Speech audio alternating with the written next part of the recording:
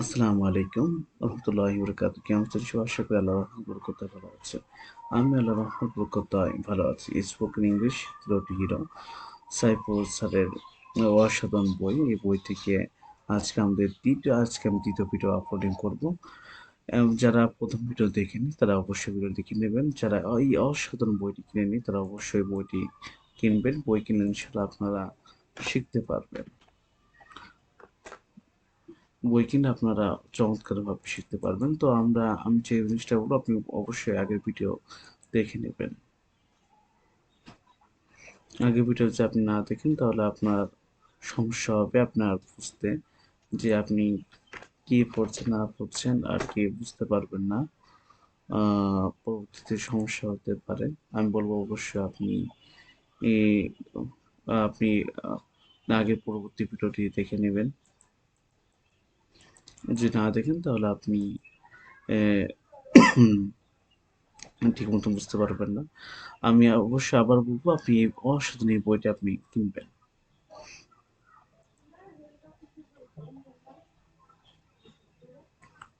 তো কথা না বলে আমি ভিডিওতে যাব। তো আপনারা অবশ্যই বইটি কিনবেন।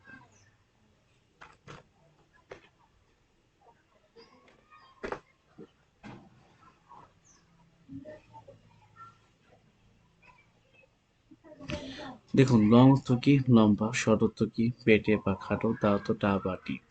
খেয়াল করুন, এই যে এই প্রথম যে চিত্র দেখছেন পেন্সিলের, দেখুন is this pencil short? Is this মানে কি?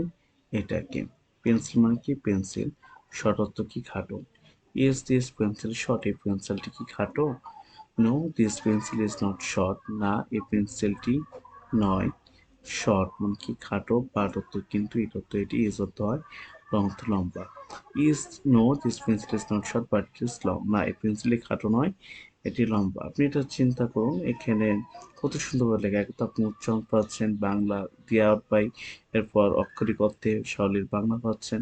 এখন খেয়াল করতে ক্ষেত্রে আপনি আক্ষরিক অর্থে পাচ্ছেন আবার সরলির বাংলা পাচ্ছেন।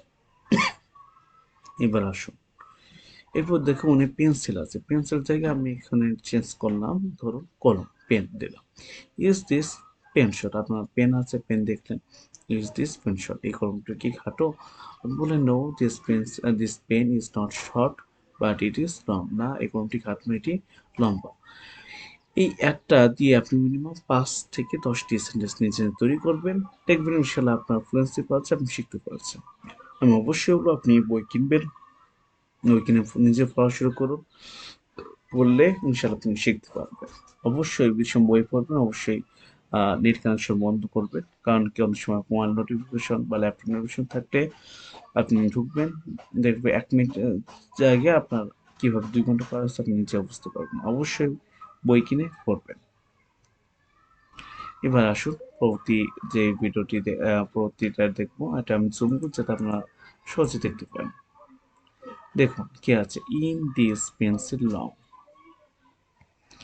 এই ইজ দিস মানে কি? এটা কি? পেন্সিল মানে কি? পেন্সিল লং তো কি লম্বা? Is this pencil long? এই পেন্সিলটি কি লম্বা? No, this pencil is not. ঠিক আছে, এই পেন্সিলটি নয়। লং তো লম্বা, ব্যাট অর্থ কিন্তু, ইট অর্থ এটি, ইজ অর্থ হয়, শর্ট অর্থ কি? খাটো। না, এই পেন্সিল লম্বা না, এটি খাটো। এবার চিন্তা করুন, এখানে পেন্সিল না, এখানে একটা ধরুন ছোট ফোন, মোবাইল ফোন দেখা। হ্যাঁ, small. Is this mobile phone long? এই মোবাইল ফোনটি কি লম্বা? তখন বলে no, this phone mobile phone is not long. না, এই মোবাইল ফোনটি লম্বা নয়, বাট ইট ইজ শর্ট। এটি খাটো। তো কি আস নো, এই পেন্সিলটি লম্বা না, নয়, এটি খাটো। তো এইভাবে আপনি শিখতে পারবেন। পরবর্তীতে আমরা দেখি, দেখুন লং ও শর্ট শব্দ দুটো তথ্য দিচ্ছে জিনিসপত্র কেমন হচ্ছে।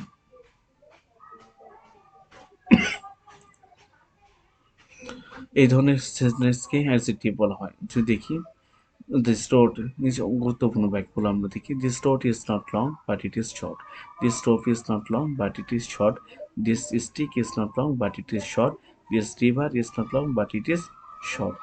এবার আমি তো একবারে ইমপ্লুয়েন্ট ইংলিশ বললাম, আপনি দেখুন দিস রোড, বলে দিচ্ছি দুইটা। দেখুন, দিস রোড ইজ নট, এই রোডটি লম্বা না, but it is short.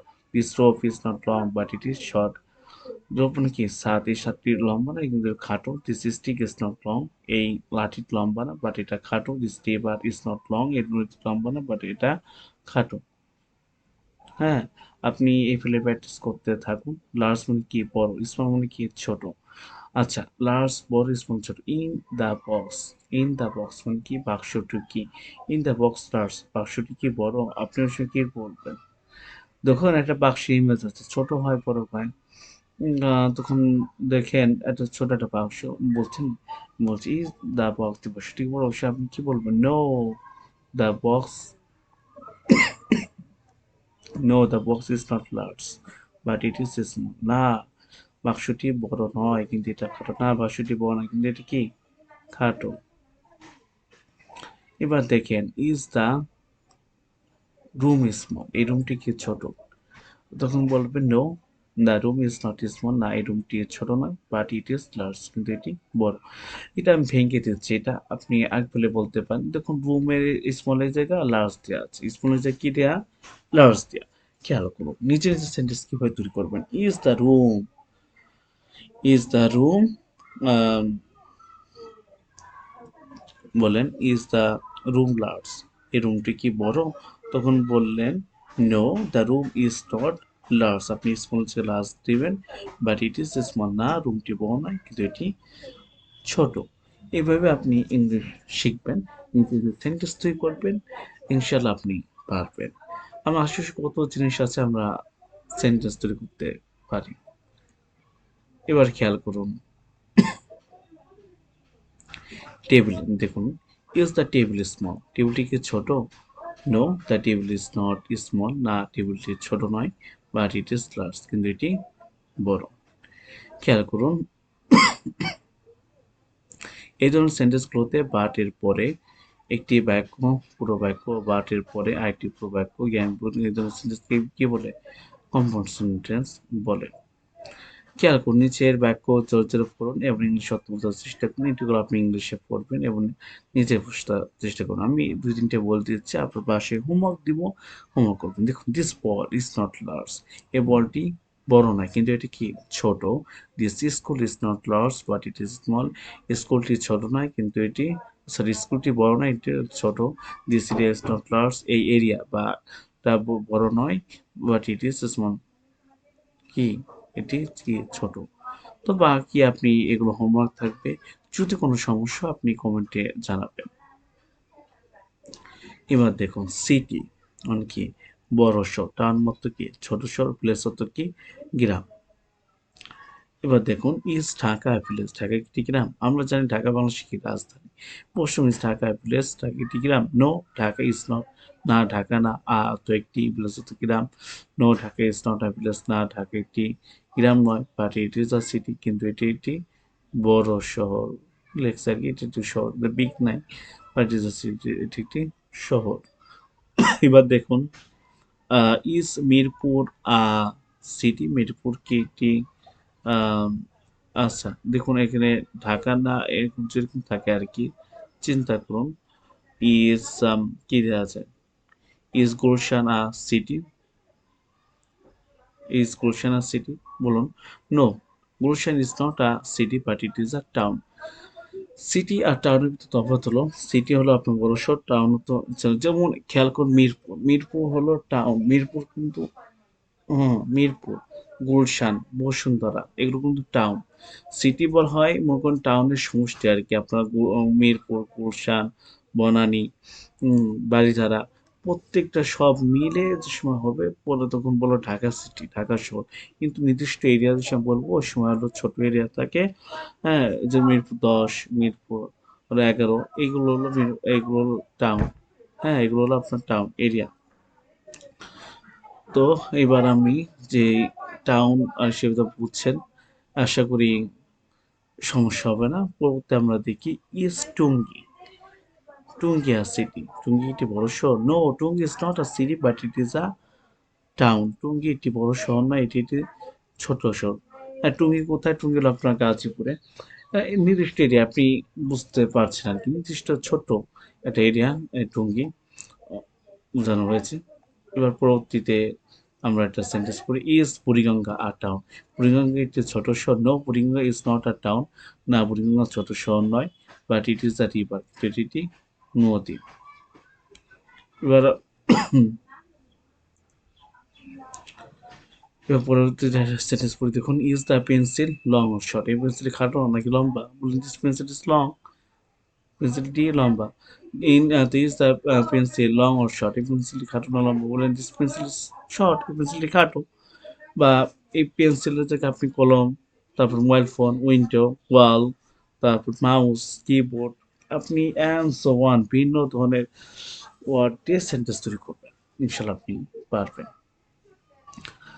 Is a town, এটা হচ্ছে ইজ আ টাউন কি, এটা এই একটা শহর কি লার্জ অত বড়, অর্থ অথবা স্মূথের জন্য। Is a town large or small?